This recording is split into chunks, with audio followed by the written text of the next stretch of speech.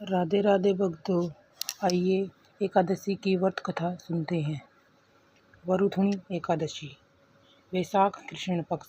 युधिष्ठिर ने पूछा, भगवान, वैशाख माह के कृष्ण पक्ष की एकादशी का नाम तथा उसकी विधि क्या है? उससे कौन से फल की प्राप्ति होती है? श्री कृष्ण बोले, राजेश्वर, वैशाख माह के कृष्ण पक्ष की एकादशी का नाम रुथुनी है। यह सौभाग्य को देने वाली है।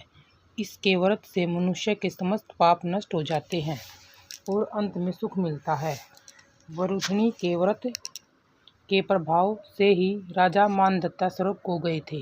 वरुथुनी एकादशी के व्रत का फल 10,000 वर्ष तपस्या करने के फल के बराबर है।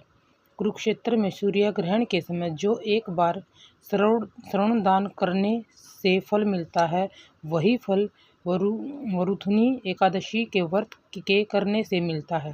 वरुथुनी एकादशी के व्रत से मनुष्य इस लोक और परलोक दोनों में सुख प्राप्त करते हैं और अंत में स्वर्ग को जाते हैं।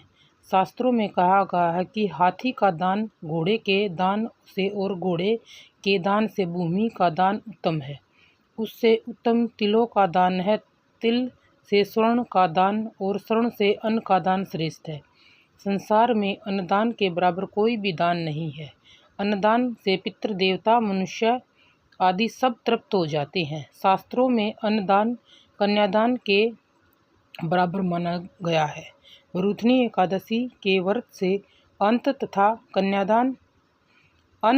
कन्यादान का फल मिलता है।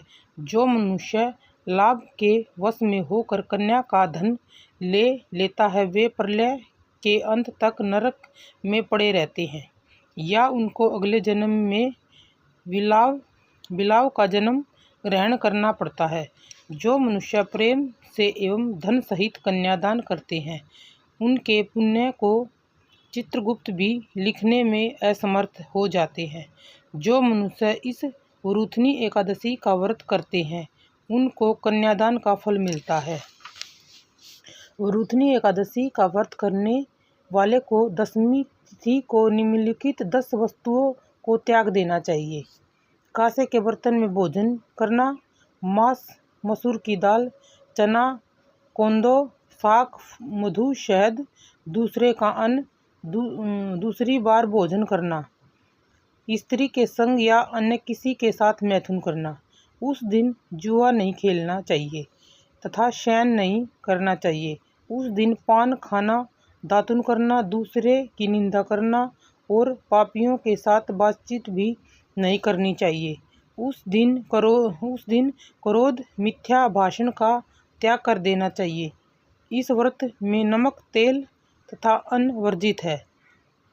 हे राजन, जो मनुष्य इस एकादशी को विधिवत करते हैं, उनको स्वर्गलोक की प्राप्ति होती है। इस व्रत के माध्यम को पढ़ने से 1000 गोदान का फल प्राप्त होता है। इसका फल गंगा के स्नान करने के फल से भी अधिक होता है। बोलो ग्यारस माता की जय, विष्णु भगवान की जय। कथासार।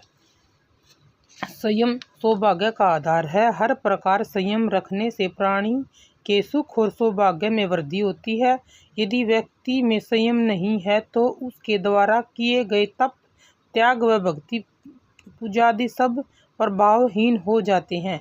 बोलो एकादशी माता की जय, ग्यारस माता की जय, विष्णु भगवान की जय। राधे राधे।